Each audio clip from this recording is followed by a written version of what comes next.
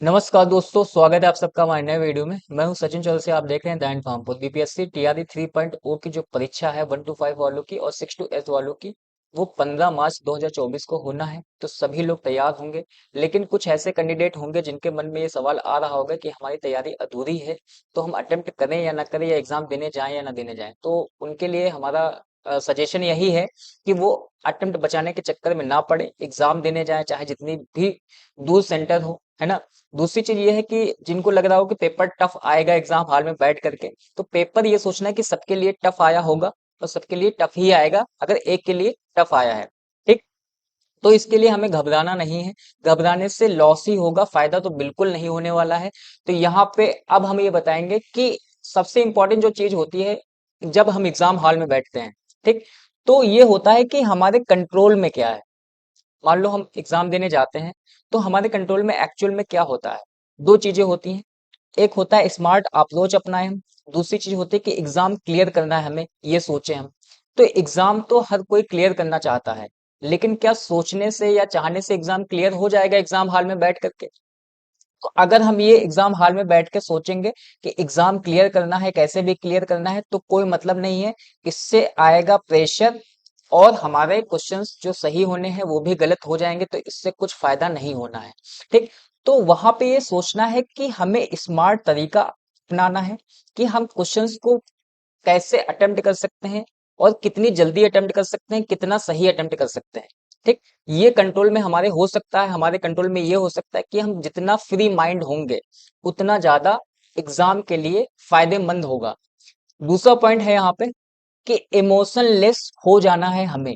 Emotionless होने का मतलब ये है, ना हमें अपने माता पिता के बारे में सोचना है, ना हमें अपनी गरीबी के बारे में सोचना है, ना हमें अपनी तैयारी के बारे में सोचना है कि हमने बहुत पढ़ाई है करी है या बहुत ज्यादा तैयारी करी है।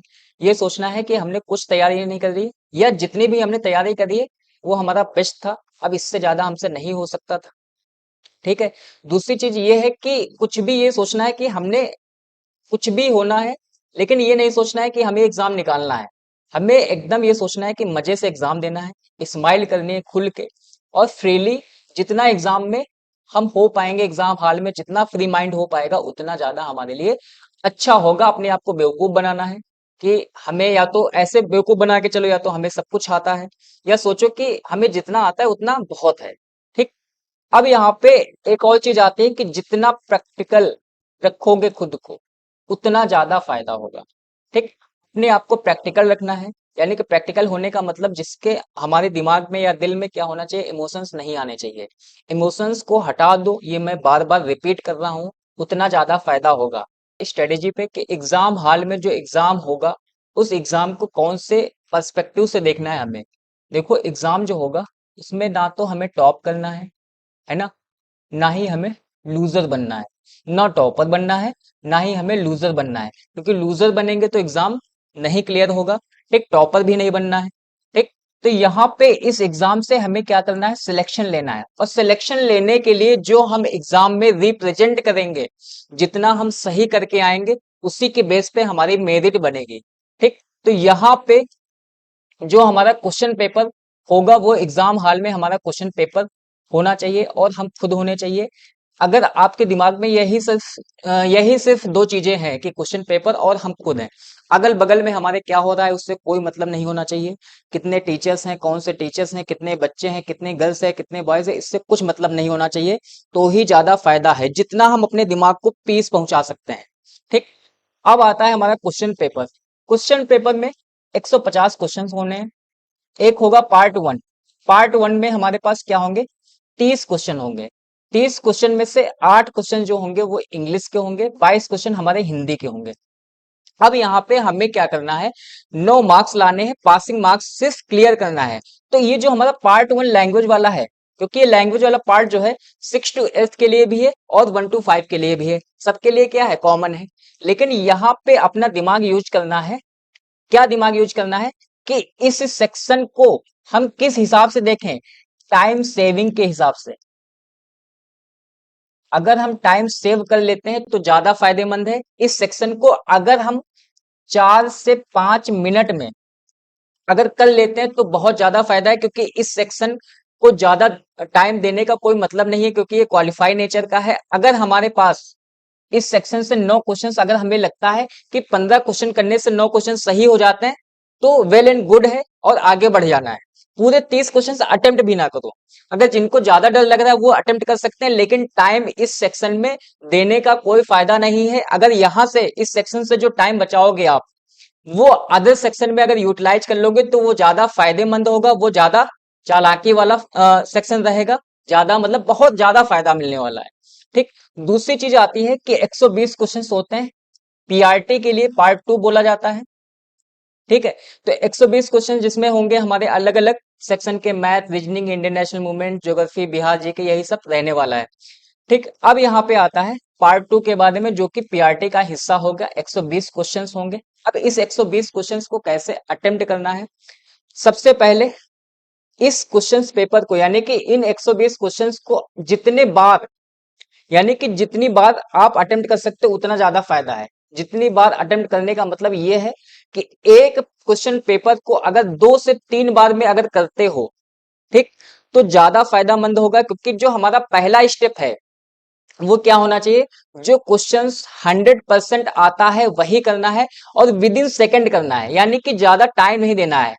1 से लेकर के 120 तक हमें क्वेश्चन सॉल्व करके नहीं देखना है, जो 1 सेकंड में या 2 सेकंड में हो जाए कि हाँ इसका आंसर ये होगा, इसका आंसर ये होगा, इसका आंसर ये होगा। ठीक। अगर ऐसे क्वेश्चंस हमें आ रहे हैं तो बहुत ज्यादा फायदेमंद होंगे, बहुत ज्यादा अच्छा होगा। क्योंकि हमें क्या करना है, फर्स्ट अटेम्प्ट में टाइम सेव करना है। दूसरी चीज, जो क्वेश्चन, जिन क्वेश्चंस में कंफ्यूजन है उस वो क्वेश्चंस हमें क्या करना है, अटेम्प्ट नहीं करना है। क्योंकि वो अटेम्प्ट करेंगे गलत हो जाएगा, क्योंकि पहली बार में हमारे दिमाग में क्या होगा, प्रेशर होगा, तो क्वेश्चन गलत होने के चांसेस ज्यादा होंगे। ठीक है। तो यहाँ पे दूसरी चीज क्या है कि मैथ और रीजनिंग को कोशिश करना है कि इसमें से जो फर्स्ट अटेम्प्ट में क्वेश्चंस बन रहा है उसे ही बनाइएगा। ये नहीं सोचना है कि यार ईगो पे ले लें, ये क्वेश्चन तो हमें आता था, कंपाउंड इंटरेस्ट का क्वेश्चन था। जो भी सेकंडों में क्वेश्चन हो जाए, चाहे वो मैथ हो, चाहे वो रीजनिंग हो, चाहे वो आप मैथ के ज्ञाता हो, तब भी ईगो पे नहीं लेना है। क्योंकि टाइम का ख्याल रखना है, जितनी जल्दी 1 से 120 तक आप पहुंच जाते हो उतना ज्यादा फायदा होगा। तो यहाँ पे 120 क्वेश्चन, अगर आप 1 से 120 क्वेश्चन पहुंचते हो और जो 100% आता है, तो इसका मतलब ये है कि 45 से 50 क्वेश्चन हमारे 100% वाले हो गए।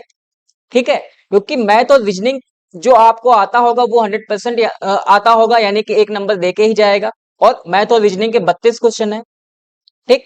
अब जो सेकंड स्टेप होगा, सेकंड स्टेप में मान लो हमारे पास जो क्वेश्चंस बचे होंगे वो 70 क्वेश्चन बचे होंगे। इस 70 क्वेश्चन में 30 क्वेश्चंस ऐसे होंगे जिसमें हमें 50-50% आता होगा। 50-50% में क्या हो रहा है, कंफ्यूजन हो रहा है कि ए या तो बी में लग रहा है, या तो बी और सी में लग रहा है, या तो ए और सी में से सही हो सकता है। क्योंकि जो क्वेश्चंस पेपर होता है उसमें ऑप्शन हमारे पास कितने होते हैं, 5 ऑप्शंस होते हैं, ए बी सी डी और ई। अब यहाँ पे ये जो डी और ई है, ये किस पे डिपेंड करता है, इन तीनों ऑप्शन पे डिपेंड करता है। अगर 3 में से एक ऑप्शन सही है तो कोई एक ही हम लगाएंगे। अगर 3 में से 2 ऑप्शन सही लग रहे हैं तो हम किसके साथ जाएंगे, डी के साथ। अगर इन तीनों में से कोई भी ऑप्शन हमें सही नहीं लग रहा है तो हम किसके साथ जाएंगे, ई के साथ। तो डी और ई ऑप्शन लगभग 10% से लेकर के 15% तक सही हो सकता है। लेकिन किस पे डिपेंड करता है, ये 3 ऑप्शंस पे ही डिपेंड करता है, ए बी और सी पे डिपेंड करता है कि डी होगा या ई होगा। ठीक। अब क्या होता है कि ओमार फिल कर लेना है 90 मिनट बाद। यानी कि अगर आपको लगता है कि 1.5 घंटा हो चुका है, तो जितना भी क्वेश्चंस बन पाता है उसमें ओएमआर फिल कर लेना है। और ओएमआर फिल करने में लगभग मैक्सिमम 20 मिनट लगेगा। और 20 मिनट आपको ना जाने कितना समय लगता हो, लेकिन एवरेज जो टाइम है वो 20 मिनट ही है 150 ओएमआर फिल करने का, यानी कि 150 क्वेश्चन ओएमआर पे फिल करने का। ठीक। अब आता है हमारा थर्ड स्टेप। थर्ड स्टेप में क्या होगा कि 10 से 15 मिनट हमें क्या देना है, 10-15 मिनट देना है टफ क्वेश्चंस पे। ठीक। टफ क्वेश्चंस किसके हो सकते हैं, मैथ और रीजनिंग के हो सकते हैं। और तीसरा जो स्टेप है, तीसरा स्टेप होने का मतलब ये है कि ये हम तीसरा अटेम्प्ट ले रहे हैं क्वेश्चन पेपर का। ठीक। उसमें हम तुक्का, इस स्टेप को कहेंगे तुक्का। तुक्का लगाना है, लेकिन कैसे, कैलकुलेटिव रिस्क लेना है। अगर मैथ है और रीजनिंग, कुछ भी लॉजिकल रीजनिंग करके मैथ में और रीजनिंग में, यही कैलकुलेटिव रिस्क लेना है। एलिमिनेशन मेथड का यूज करना है। एलिमिनेशन मेथड कि मान लो हमने तीन ऑप्शन है हमारे पास, तीन में ये दो सही नहीं लग रहे, तो इसका मतलब यही सही हो सकता है। ठीक, ये एलिमिनेशन मेथड हो सकता है। अब आता है यहाँ पे कि जो ऑप्शन पहले सही लग रहा हो, हमारे दिमाग में सबकॉन्शियस ऑफ माइंड में कुछ चीजें होंगी कि हाँ यार हमें ये सही लग रहा है, लेकिन जो पहली बार में सही लगे उसी को टिक करना है, उसी को फिल कर देना है। ठीक है, फिर यहाँ पे आता है कि लास्ट में ऑप्शन चेंज नहीं करना है जब भी हम ओएमआर फिल कर रहे हो, और मान लो क्वेश्चन पेपर में हमने कुछ और टिक किया है और ओएमआर जब फिल करते समय हमारा दिमाग कहता है कि ये नहीं होगा सही, दूसरा सही हो सकता है, तो हम कुछ और फिल कर दें। ऐसा नहीं करना है, कि लास्ट में हमें ऑप्शन चेंज नहीं करना है। ठीक, ये हमारे पीआरटी की स्ट्रेटेजी थी। अब हम स्ट्रेटेजी जो बताएंगे वो हमारी होगी जूनियर लेवल यानी कि 6 to 8 की स्ट्रेटेजी। सिर्फ 120 क्वेश्चंस की स्ट्रेटेजी बताएंगे, क्योंकि हम लैंग्वेज की ऑलरेडी बता चुके हैं। अब यहाँ पे आता है 120 क्वेश्चंस जो होते हैं वो पार्ट 2 और पार्ट 3 में डिवाइड होते हैं। पार्ट 2 में क्या होता है, 40 क्वेश्चंस होते हैं।